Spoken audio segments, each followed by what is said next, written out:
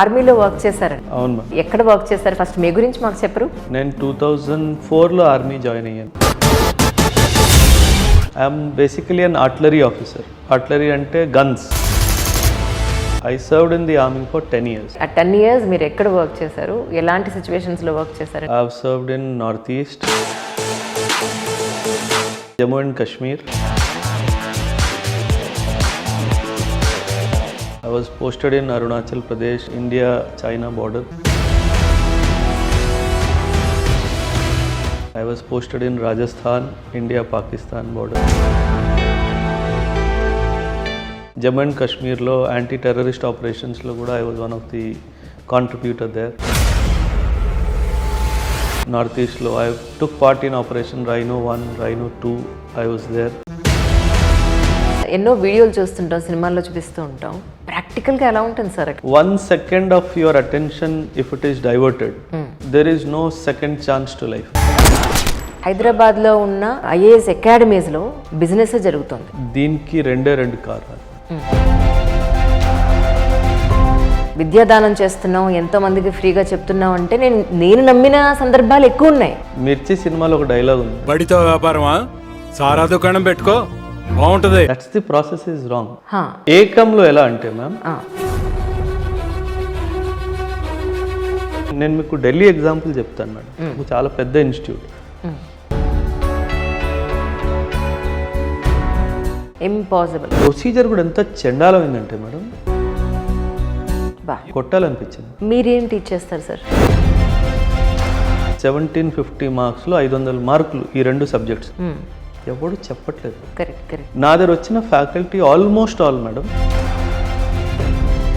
మీకు రాకపోవడానికి కారణం ఏంటని మీరు అనుకున్నారు? I got it, I did not go. Achieve చేసి కూడా The idea was never to go. Is it? Idea was to teach. 10th నుంచే యూపీఎస్సీ, ఇంటర్ నుంచే యూపీఎస్సీ, డిగ్రీ నుంచే యూపీఎస్సీ, వాళ్ళకి అంత మెచ్యూరిటీ ఉండదు కదా. 10th నుంచి యూపీఎస్సీకి ఒక మంచి మైండ్ క్రియేట్ చేయొచ్చు. కానీ వీళ్ళు ఏం చేస్తున్నారంటే,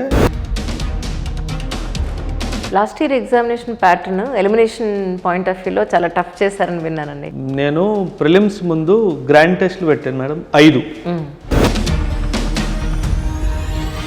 May 26th ప్రిలిమ్స్ రాసే స్టూడెంట్స్కి, ఆస్పిరెంట్స్కి మీరు ఏం చెప్తారు సార్? బ్రూస్లీ తెలుసు కదా, yes sir, one of the best fighters in the world.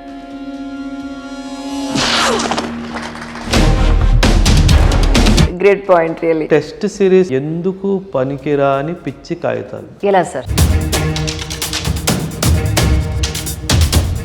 ఈ 5 మీకు సక్సెస్ తీసుకొస్తుంది. మెయిన్స్ పాయింట్ ఆఫ్ వ్యూలో ఈ సంవత్సరం మళ్ళీ ఏదైనా ఎలిమినేషన్ పాయింట్ ఉండే అవకాశం ఉందా సార్? సింపుల్ లాజిక్ చెప్తాను. అలాంటి వాళ్ళని మీరు రిజెక్ట్ చేస్తారా? I get kick from making a stone a diamond. No, what is the kick in making gold a diamond? Correct. నేను కాలేజ్ మేనేజ్మెంట్ ఒకటే మాట చెప్తాను, your output is my input. Yes. And your output is pathetic.